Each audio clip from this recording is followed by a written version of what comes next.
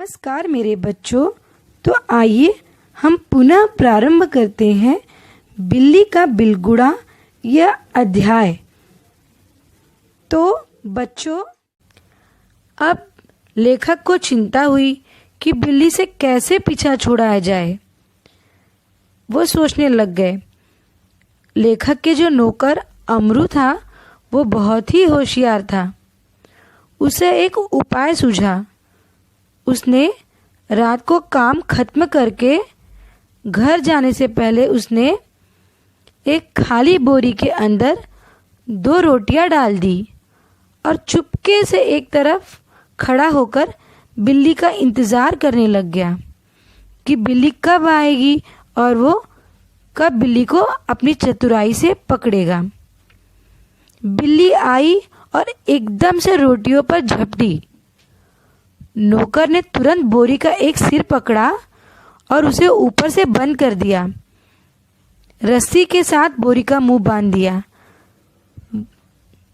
चूंकि अब रात के 10 बज रहे थे, इसलिए अमरू से कहा गया कि बिल्ली को कल सुबह कहीं घर से दूर छोड़ दे ताकि वो घर वापस ना आ सके। अगले दिन सुबह हुई। सब लोगों को चाय पिलाते पिलाते अमरू को 8 बज गए। तभी लेखक ने अमरू को याद दिलाया कि बिल्ली को भूली भटियारिनी की तरफ छोड़ आए। बच्चों, भूली भटियारिनी मतलब भूल भुलैया की रास्ते, जहाँ से आना संभव न हो। अमरू बोरी को कंधे पर लटकाकर चल दिया और लेखक अपनी हजामत और स्नान आदि में व्यस्त हो गए। हजामत बच्चों, अपनी दाढ़ी बनाना, और स्नान मतलब नहाना, क्योंकि उन्हें 9 बजे दफ्तर जाना था, इसीलिए वो इन कामों में व्यस्त हो गए। गुसल खाने में मुझे जोर का शोर सुनाई दिया। लेखक को गुसल खाने में अर्थात बाथरूम में, नहाने के स्थान को गुसल खाना कहते हैं, वहां उन्हें कुछ शोर सुनाई दी, पर वो नहाने में व्यस्त थे और कुछ गुनगुना रहे थे, इसलिए लेखक का ध्यान उधर नहीं गया। लेकिन 2 मिनट बाद फिर शोर हुआ और इस बार लेखक ने सुना कि उनके घर के सामने से आवाज आ रही है। लोग चिल्ला रहे हैं, आपका नौकर पकड़ा गया है। अगर आप उसे छुड़ाना चाहते हैं तो छप्पर वाले कुएं पर पहुंच जाइए। लेखक हैरान हुआ कि क्या बात हो गई। कहीं अमरू ने कुछ गड़बड़ तो नहीं कर दिया। अमरू किसी साइकिल से टकरा गया होगा।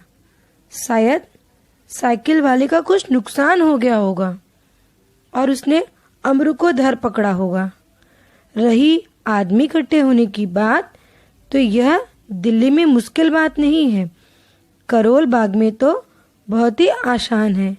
करोल बाग यह एक स्थान का नाम है जहां सैकड़ों आदमियों को पता ही नहीं कि वे किधर जा रहे हैं और क्या कर रहे हैं।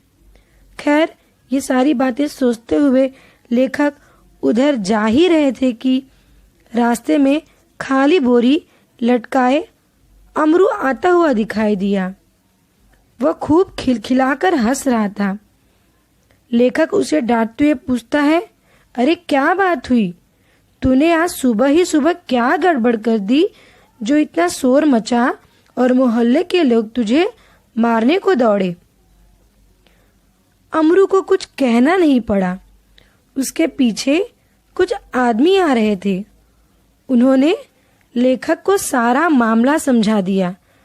सारा मामला अर्थात सारी आप बीती घटना लेखक को बता दिया गया। बात यह हुई कि जैसे अमरू कंधे पर बोरी लटकाए बिल्ली को बाहर छोड़ने जा रहा था, कुछ लोगों को शक हुआ कि बोरे में बच्चा है। 2 आदमी चुपके चुपके अमरू का पीछा करने लग गए और बोरे में कुछ हलचल हो रही थी। उनको अब तो पक्का विश्वास हो गया कि ये बदमाश है जो बच्चों को पकड़ता है। अमरू स्वभाव से अल्पभाषी है।